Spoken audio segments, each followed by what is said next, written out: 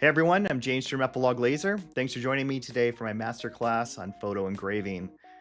Now, photo engraving is one of my favorite things to do with the laser because you can achieve such amazing results when you're recreating a photograph on different materials like wood, marble, glass, all just using a laser engraver.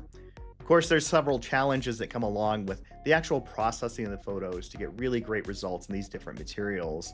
So my goal today is really try to simplify these steps for you a little bit and teach you the tips and tricks I've learned over my 25 years at Epilog engraving photographs. I'm going to focus on three main areas today. And the first is going to be how I can achieve relatively consistent results in just a few steps in these different materials. Secondly, I'll be taking a look at some of the tools I use when I'm dealing with a difficult photograph to better fine tune those results. And third, adjusting your settings based on the material that you're going to be working on. We'll cover what to watch out for between a good and a bad photograph. Then we're going to be spending a lot of time looking specifically at wood engraving and processing the photographs for wood, because this is definitely the most difficult material to work with. We'll also take a look at processing photos for marble, anodized aluminum, glass, all types of different materials.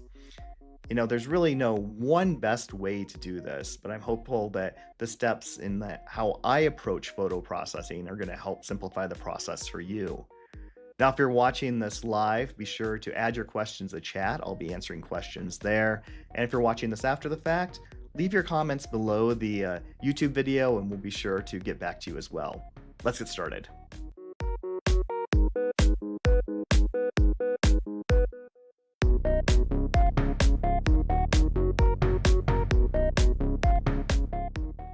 So what makes a good photo for laser engraving?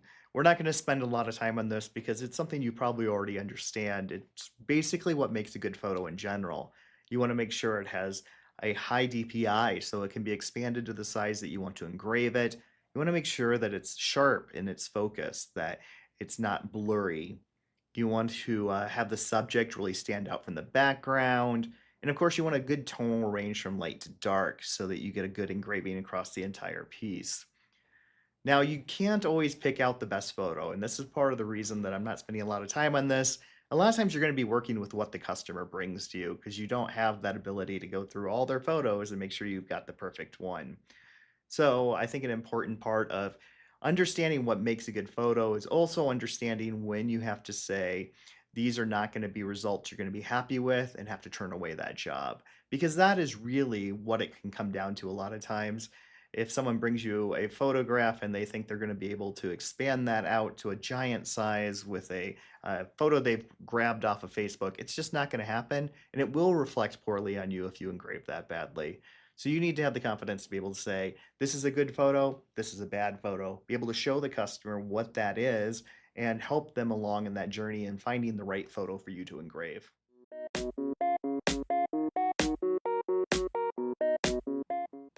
So now we're going to talk about one of the most difficult materials to engrave a photograph on, and that's wood. Now, I love the look of a photograph engraved in wood. It's just so natural with you get that wood grain in the background. It gives a really naturalistic feel to it, and it just comes out beautifully when done right. Now, you can have a beautiful photo on screen like this one here. Now, this is high resolution. I can zoom in and see all the detail here, and it looks gorgeous on screen. Now, if I just engraved it this way, what happens is you lose all of those midtones within that graphic, and it just comes out looking burnt, basically. It's not the look that we want to go for here. Now, here's that same photograph after it's been processed. And basically, what we're going to do today is I'm going to show you the 5 steps that I use when I'm doing a photo on wood. And I find it really helps to bring out that detail within the graphic and bring out those midtones. So you're not just seeing the black and the white. You actually get a really nice engraving. We'll go quickly through this and show you the steps that I use. And this might not be the perfect way to do it. There's a lot of people out there doing different ways, but this is the way that I found works best. And we'll try this out on a couple different photos that are more difficult as well as this really nice one. So now what we're going to do is I'm going to go through those 5 steps that we do for photo processing wood, and then we'll go back through later and I'll show you what each step is really doing to that photo when we're processing it this way.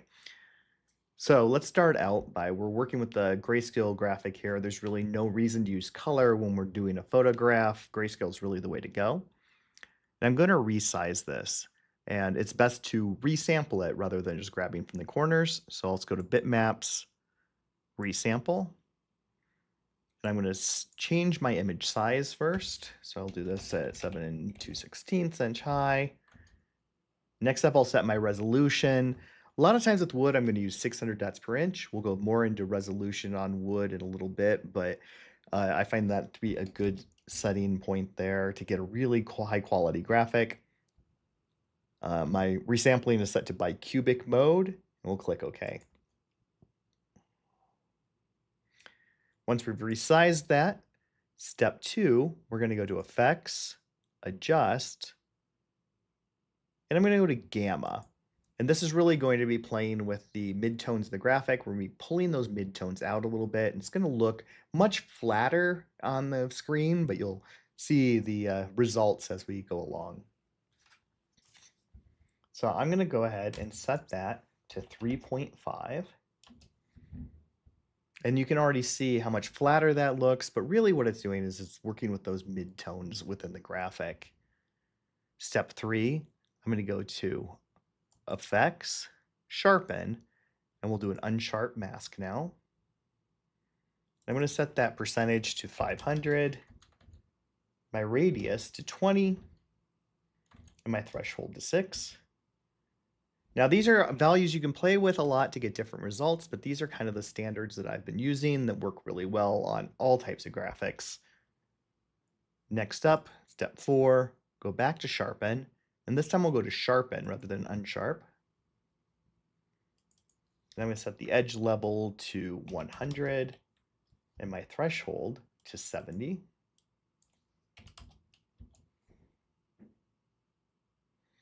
And the final thing I need to do is get this ready for engraving. I'm just going to go to bitmaps mode. And I'm going to set it to a 1-bit black and white.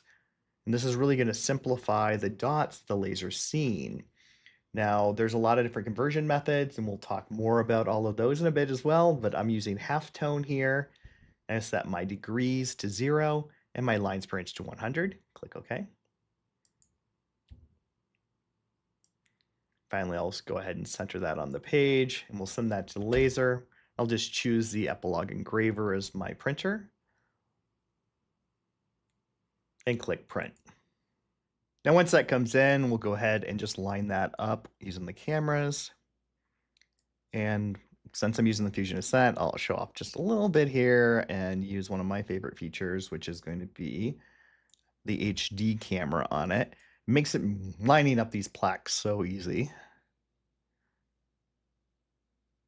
So turn HD plus on. That's just going to give me a nice high resolution look at that corner. Now I can just adjust that perfectly. That looks good. Now I'll import my material settings. We're doing this on a Fusion Ascent 1260 watt. I'm just going to come down to wood, photo engraving. And I've got that at 600 dpi, so that is the same resolution as what we process that photo at, so that's good. 80% speed, 100% power. Dithering, I'm not going to change that here because we've transformed that into that 1-bit bitmap, so it won't make a difference. I'll do bottom top engraving and go ahead and print that over, and let's go see how that comes out. So now the job's over at the laser, I can go ahead and select that, and although I'm pretty confident with that camera positioning, just to make sure, I'm just going to click the trace button and just make sure that everything's lined up with the red dot. And that looks perfect. Great. So let's go ahead and shut the door and start that engraving.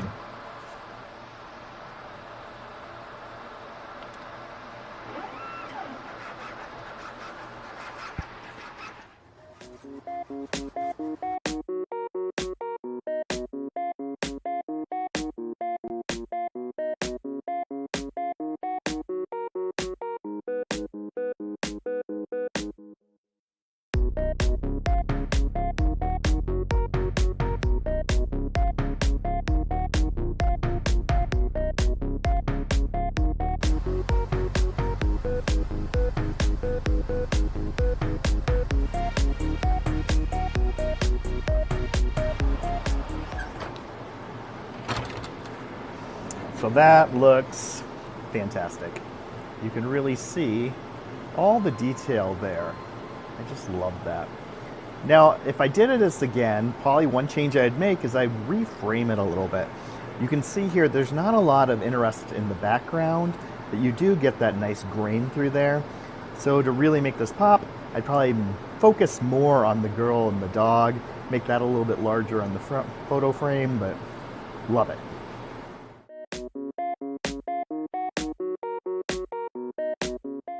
Now that we've seen the results of that 5-step process, what I'm going to do next is take another photograph, and I've already processed it here through all 5 steps. And then we're going to take a look at what each step is actually doing to that photograph and how it affects that wood engraving. So here we have the original photograph, and we can see there's a lot of dark areas here. You can see in the hair that not a lot of differentiation. And when this engraves, it really proves that out. On the actual engraving, there's just no differentiation across that photograph and it really does not come out well. Obviously needs some photo processing. So here's that second version of the photo, and this is where we've actually taken the gamma and increased that to 3.5. What we're trying to do here is bring out some texture into the photograph. If we take this back down to 1 and you watch one specific area, let's just watch his hair here, you can see how much more texture we're able to bring in as we increase that gamma. Now, this is something you can play around with, and you might find your own gamma setting that you like better. Now, people try to use different ways to actually adjust this using curves and levels. I find this is my favorite way to do it. It's relatively simplistic, but it allows me to play around with this level and find that perfect setting for my wood engraving. And this really gets that effect that I'm going for at least. So I always use it around 3.5. I find that works really well. Now here's the actual engraving of the photograph. And you can already see how much more texture we're getting within that photograph. It really makes a huge difference and is a good first step to really improving this photo. And you can see how far along it's already come from that first engraving we did. So as we move to the third step of the process, this is the unsharp mask process. And we've got that set to 500%, a radius of 20, threshold of 6. And of course, that's on top of the gamma that we've already set to 3.5. And each of these steps are cumulative. Basically, what we're trying to accomplish with the unsharp mask is to clearly define the lines. So as you can see here, it's adding some white around his head here. So where there's a sharp difference, it's basically going to increase the contrast there. Now, if we actually take that percent on the unsharp mask down, you can see it's already becoming softer and softer within that photograph. So I like to coat that all the way up to 500. Now the radius is going to be the pixel amount that's actually affected by this. And we can take this down and we can see less and less effect around the hair areas and different things, and it's really softening that again. So I'm going to put that all the way to the top. Now the threshold is how big of a difference there needs to be basically between pixel colors before this really takes effect. And I've got this set to 6, and this is probably the one that you're most likely to change based on the photograph. If I take this down, you can see that it becomes much harsher, and there's a lot more difference here. If I take this all the way up, it becomes soft again. So I find 6 is a good starting point for me. Now, if we actually take a look at the actual engraving, we can see how much of a difference this already has made. It's taken that soft wood engraving that we originally had in the gamma adjusted photograph and is really bringing out the details now. So it's really made a big difference here. As we move to step 4, we add a sharpen layer, and this is going to, we've unsharped the item to kind of draw out those lines. Now we're going to sharpen the image a little bit to try to bring in some detail into the face again, especially. And I set this to 100 and a threshold of 70. And once again, that's going to be how much difference from the pixels are affected. And what we're trying to do here is try to bring in some of that skin tone again. As I bring this down, you can see we're just darkening this up a little bit and adding a little bit more detail to those areas. And as I adjust the threshold, If I bring this all the way down, you can see it becomes almost grainy in texture, and we want a little bit of grain, but not quite that much. So I'm going to set that to 70. Now, when we actually engrave that photo, this is how it comes out. And you can see it's very subtle, but there are differences in how much of the face texture is actually picked up in the photograph. So it does make a difference, and it's a great first step before we finish this up. And of course, the final step is where we actually change it to that 1-bit bitmap. And when you go into this, this is where it turns really ugly, but this is what the laser really responds to get a great engraving. If I zoom in, this is what we've actually been trying to accomplish through all these photo processing steps. You can see all the lines in the face here. These are dots that we've added in by bringing out pixels that are important to the laser to find that difference in depth and dimension. And once we've actually changed it to this, you've got it all dithered the way that we want it. Now, there are several different ways you can actually dither this, and I'll go into that in just a few minutes. But let's go ahead and take a look at that final engraving and how well it came out. And really, what we were trying to accomplish here was a very smooth engraving. I don't like a lot of depth differentiation when I'm doing a wood engraving. I think this is the most professional way to make that photograph turn out. It's a really nice and naturalistic look on the wood, and it works well with the grain.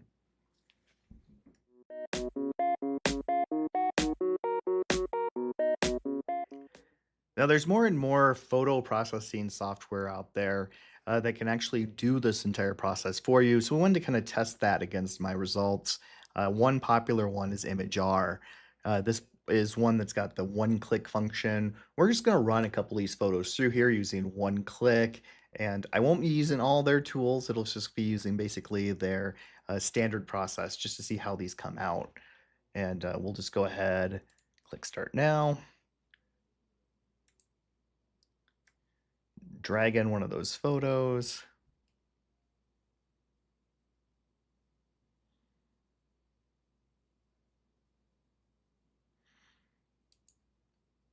Select my material, set my height.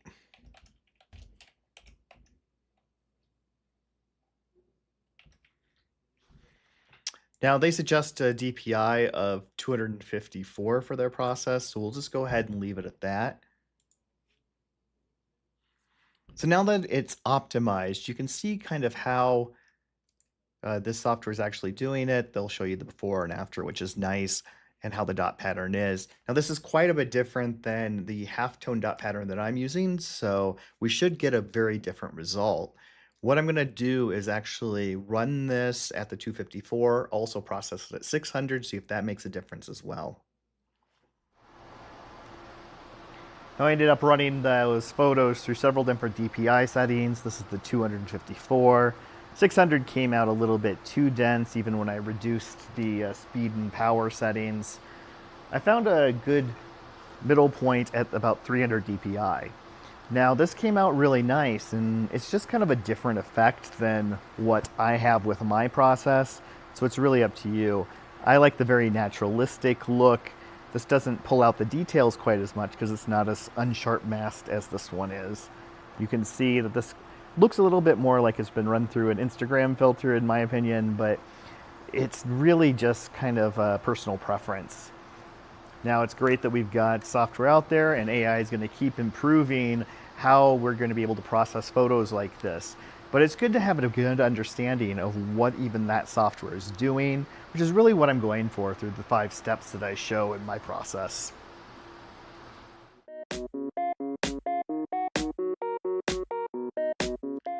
So these settings that I've put together are basically the ones that I use 95% of the time. And it really depends on the quality of photo as to how well it's going to work out. But let me go through a little bit about how I decide how to adjust these settings in those 5% of situations where I know that the engraving is not going to be good. So an excellent example of this is an old photo. So here we've got an old wedding photo, and this one's actually relatively good compared to some that I've seen. There's not a lot of detail there, a lot of white within the photo, especially on her dress. So that always makes me nervous against a gray background. So you're just not going to get a lot of detail when you're actually engraving it. You've got that dark black suit against the white. So always kind of a difficult photo to work with. Now here is if I run the photo through my standard 5-step process. I've got all the settings here exactly how it is. And I can tell very quickly this is not going to go work well. If I actually go to the bitmap and change that into 1 bit, this is an excellent way to see whether or not your photo is not going to work out. And how can I tell that? There is no line against her veil or dress. There is just no dots really being engraved there that's going to add any kind of visual detail. So we definitely need to change this up before we can actually run this at the laser.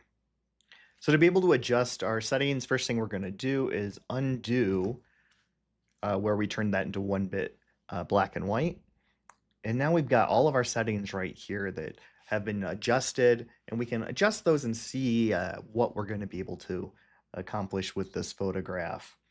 Now, one of the things I like to do is start out with unsharp mask and that threshold. And we saw before how much we were able to pull out more detail by changing the threshold.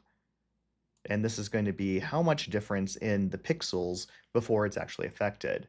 Now, in a situation like this, there's not a lot of difference between the pixels, between that gray and that white. So if we don't take that down, we're not going to be able to see the dress. So let's go ahead and take that down. And I'm going to take that all the way down to 0 so we can start to see all that detail around the dress. Now, the next thing I'm going to change is my gamma, and I'm just going to change this slightly. Right now, we're at 3.5, and these are those mid-level tones. There's not a lot of mid-level tones here, definitely. So we'll take this and bring that down to, let's go to 1.9. That looks good there. And what I'm looking for when I'm doing this is I want to see that differentiation, and I'll have a better idea once I go to bitmap, mode, black and white 1 bit.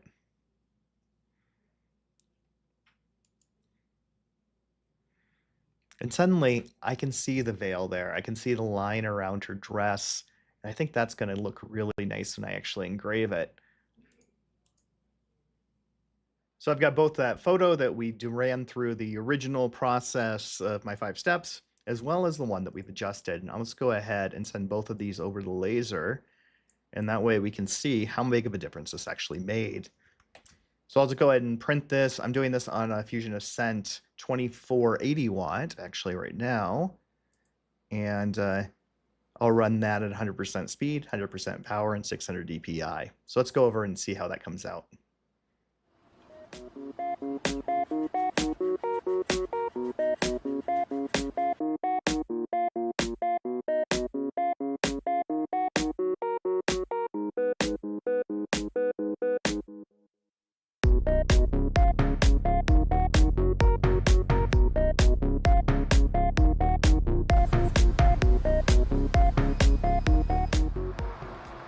So here's the before and after. This is the one that's been run through my 5-step process. This one is the one that I've adjusted. And this one just kind of pulls out that gray background better against the dress. Now another option would be to actually remove the background altogether, but I think especially with her white dress, that might be a little difficult to get that to show up well.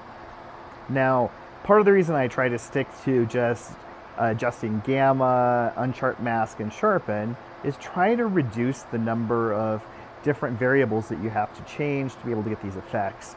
And those 3 alone really provide you a lot of control over how the final image does come out.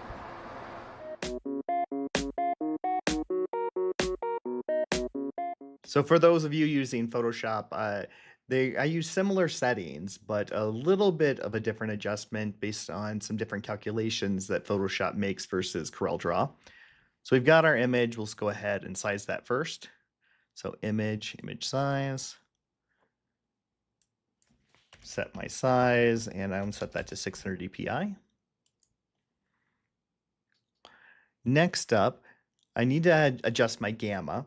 In Photoshop, how you do that is come down to a new adjustment layer, exposure, And then under gamma correction, we'll set that to 3.5. So the same as we were using in CorelDRAW. Now that is applied on top of the image. So we'll go ahead and open this up and say merge visible. So that it's applied to the photo. Now it's time to unsharp mask. So we'll go to filter, sharpen, unsharp mask. Now in CorelDRAW, we use values of 500, 20, and 6. And you can see this really blows it out in Photoshop. So it's calculated quite a bit different on that amount. So actually what I'm going to use is an amount of 200. And I'll keep the radius and threshold the same, 20 and 6.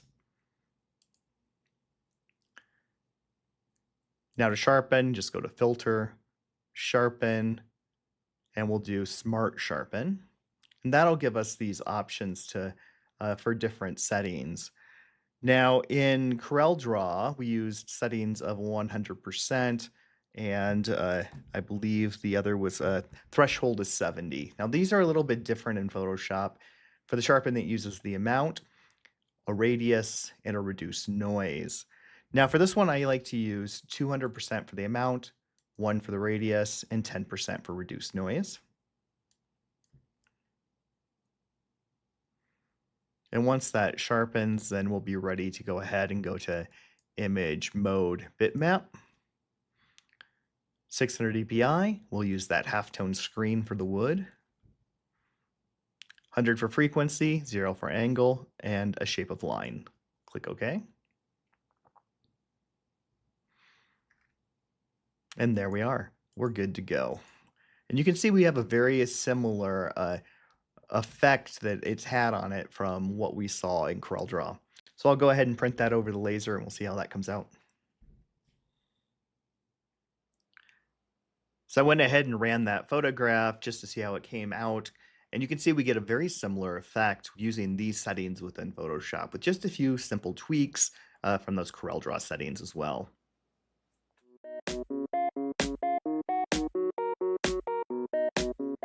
Now, I know we spent a lot of time talking about wood, and part of the reason is it's so difficult to get those wood processing numbers really correct and dialed in to get a really nice engraving. Now, the next two materials we're going to talk about are anodized aluminum and marble.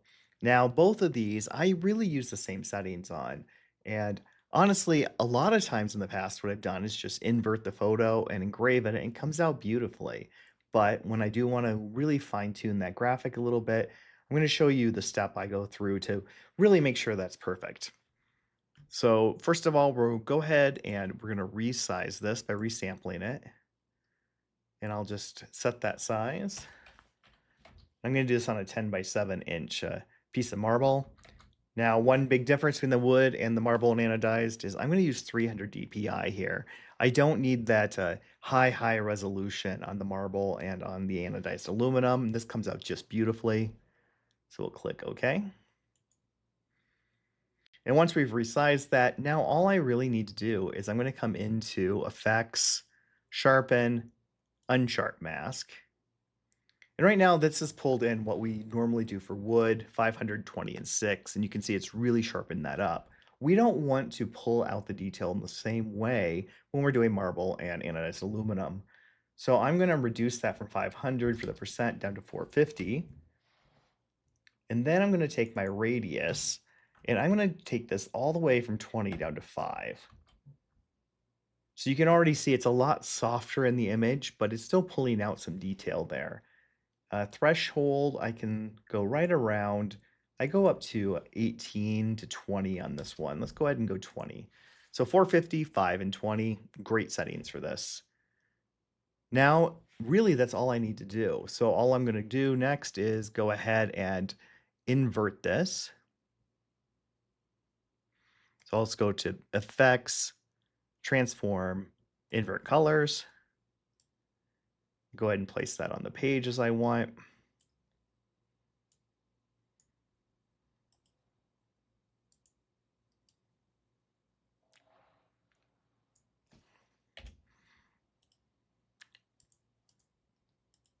And once I'm done with that, then we're ready to print it. Now, I'm not going to turn this into a 1-bit bitmap like we did on the other one. We're actually just going to send this right over the laser as it is.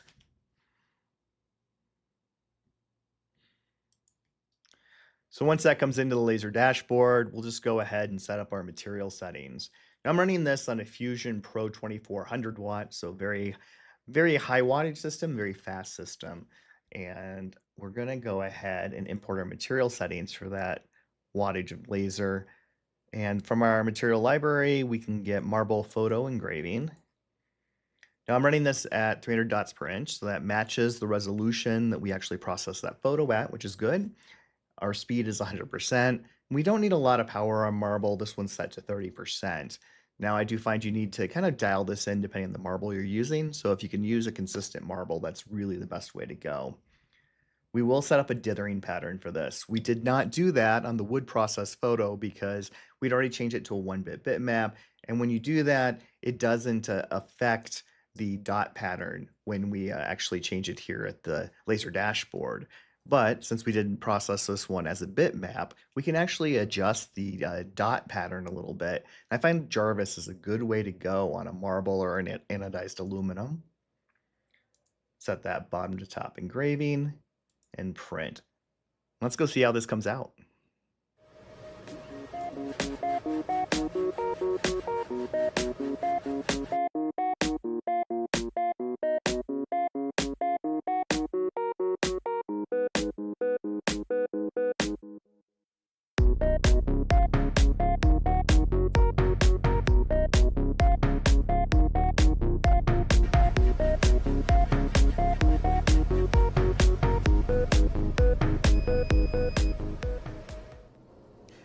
So once I pull that out of the machine, you can really just see how much detail we're getting here.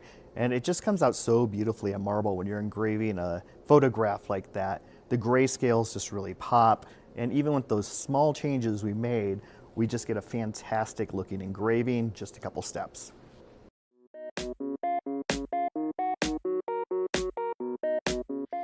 So next up, we're going to talk about another material that I really like to engrave photos on, and that's acrylic. Now, this project's inspired by something I did for a family reunion a few years ago, and I took some old family photos and I processed them for acrylic and engraved those on some acrylic blocks that were sitting around the tables, and people were able to take them with them at the end of the night. So it was a very popular piece.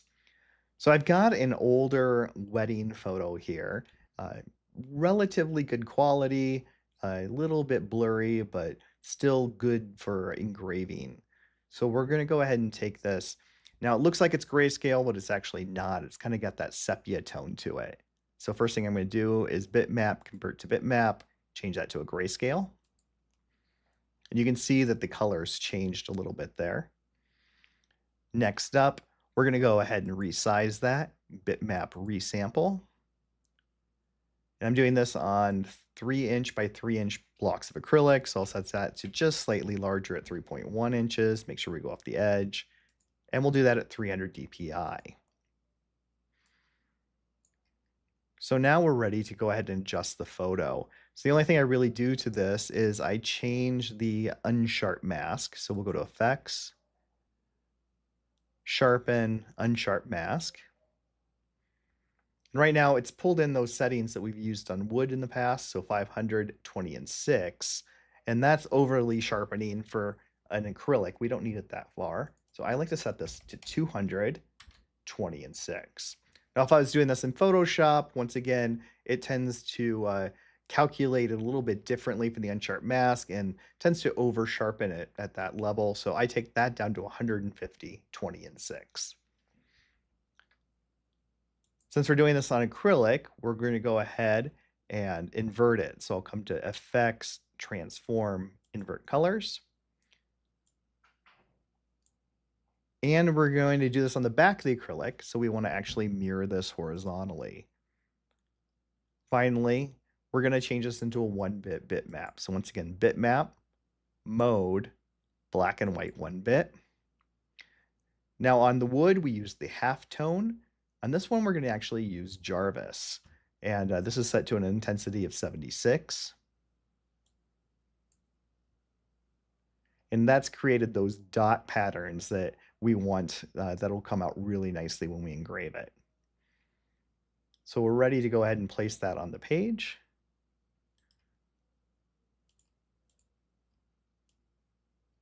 And we're ready to print that. Choose the epilogue engraver and print. Now when that comes over, we're going to go ahead and place that. You can see on the acrylic, since it's a raised acrylic, it's really kind of difficult with the regular camera to see how we want to line that up. So I'm going to use that HD plus again, turn that on, and just scroll in so I've got that corner centered right underneath the camera. And this is going to bring out that head camera and position it right over it. And you can see we have a really sharp corner there that makes it really simple to line that up. And we'll import our material settings. Now I'm doing this one on that Fusion Ascent 2480 watt. Do acrylic photo engraving. I've got this set to 300 DPI, so that's the same as what we processed that photo at. 100% speed, you want full speed on acrylic, and you don't need a lot of power, so I've got this at 25% power. No dithering because we did set this up as that 1-bit bitmap and already applied the Jarvis to it. I'll do a bottom top engraving and print. Let's go over and see how this comes out.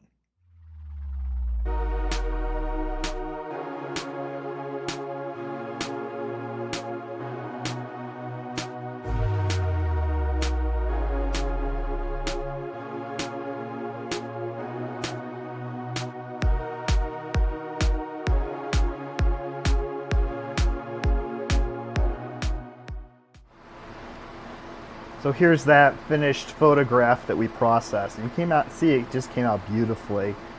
It's really got a lot of detail there and shows up really well. You can see why these were popular at the family reunion. Now I also ran that same photo through Image R just to show you how they're processing the photo with AI. And you can see that they did get a lot of detail in the hair in different places. But again, this is a different effect than what I'm going for with my settings, because I want just something a little bit less processed looking, a little bit more natural. So it's really up to you what style you like. If you like something more like this, up those unsharp mask numbers so you can really get that detail out, so you can get something very similar very easily.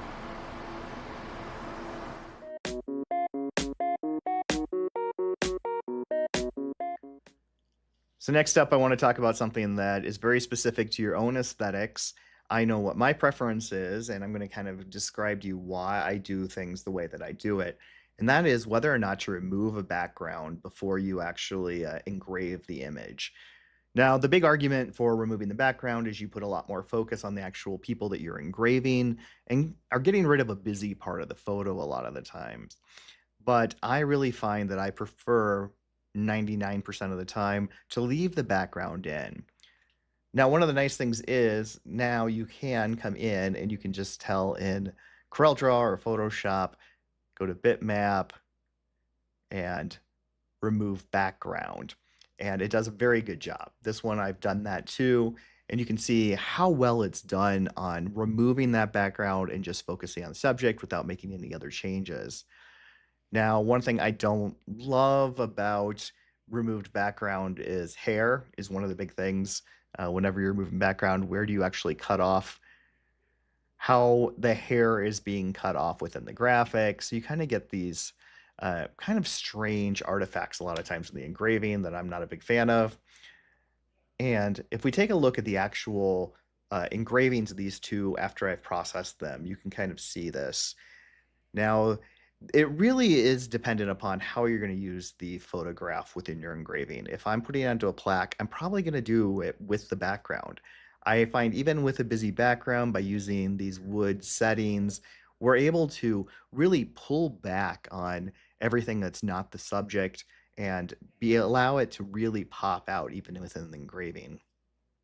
Now, this really all comes back to kind of how I approach photo processing, especially on wood, is I'm trying to get that very natural look on there. And that's why I use the half-tone lines rather than going with that more uh, unsharp masked kind of look. I wanted to make it look as natural as possible. And that's really why I prefer a lot of times to go with including the background and just giving the overall photograph room to be able to be engraved well.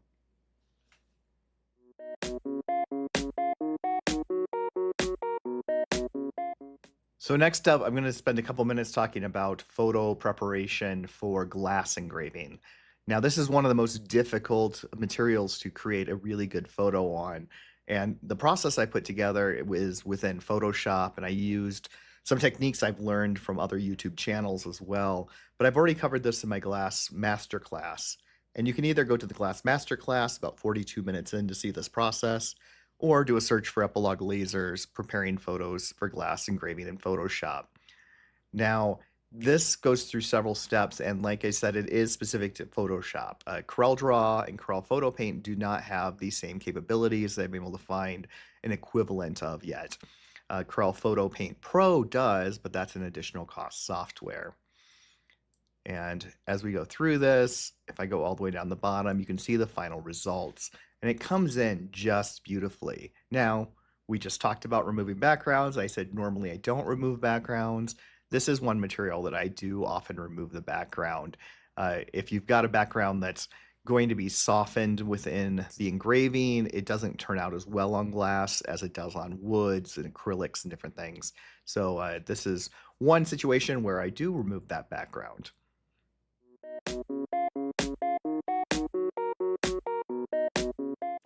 Now, two of the tools you'll hear talked about a lot when people are doing photo processing for lasers are that they're using the dodge and burn tool. And these are available both in Corel Photo Paint as well as Photoshop here. And what they're going to do is the dodge tool is going to allow you to lighten up images and bring out some more of those lighter aspects to it. And the burn tool is going to help you darken those areas. So let's go back to this original photograph, and this came out really well on that older flat sheet we did. Once I blew it up a little bit bigger, I'm not getting enough definition between the girl's hair here in the background as well as his hair. That area is just going a little bit darker on that specific wood of the plaque that I'm using. So I want to lighten up those areas just a little bit.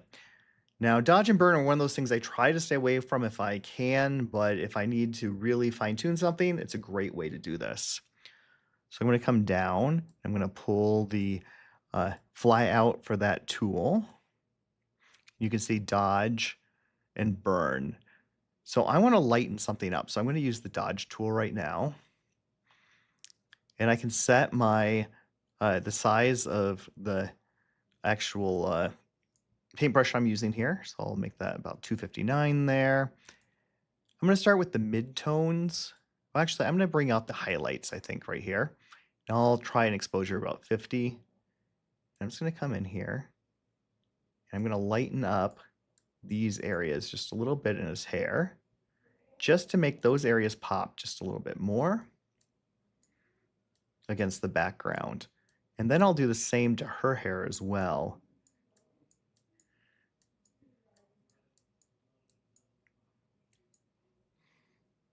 And I can also come up here to the mom's hair and do that there too. And it's going to look more extreme here than it will after we've actually processed it, so don't worry too much about that. But it's a good way to pull out some of those highlights that we want to show off a little bit more than we are right now. So now that we've made those adjustments, we can go ahead and just process this like I normally do in Photoshop. So first I'm going to add an adjustment layer for exposure, set my gamma to 3.5, and go ahead and merge that with the other layer.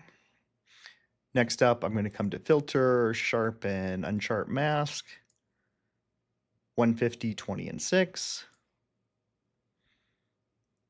Then I'll come back in and say Filter, Sharpen, Smart Sharpen, 101 and 20.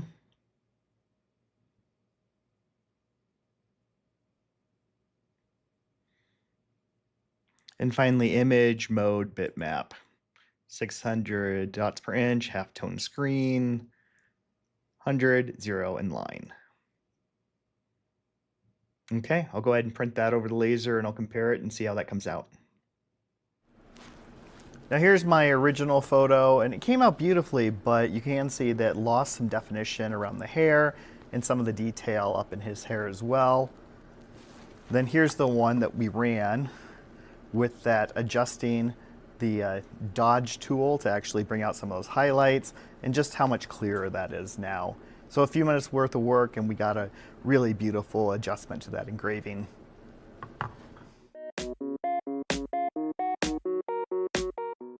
So we've covered a lot about photo engraving and photo processing today. Now I tried to keep this to under an hour to keep it digestible, but really this could be a 3-day course. There's just so many ways that you can really adjust photographs for laser engraving.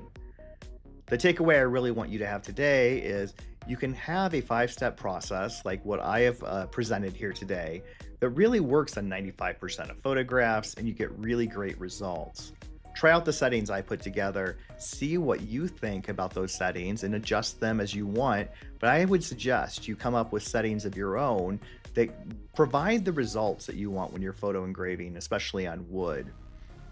So I hope you found these tips helpful today. If you did, be sure to like the video. Leave a comment if you have a question, and if you haven't done so already, subscribe so you can find out when the latest videos are coming out from Epilogue. If you'd like to find out more about Epilogue Laser, I've put a link in our description, fill out the form on our website, and we'll be in touch where you could actually set up a hands-on demo. I really enjoyed this class today and bringing you this information, and I hope you did as well. Join us again for another masterclass soon. Thanks.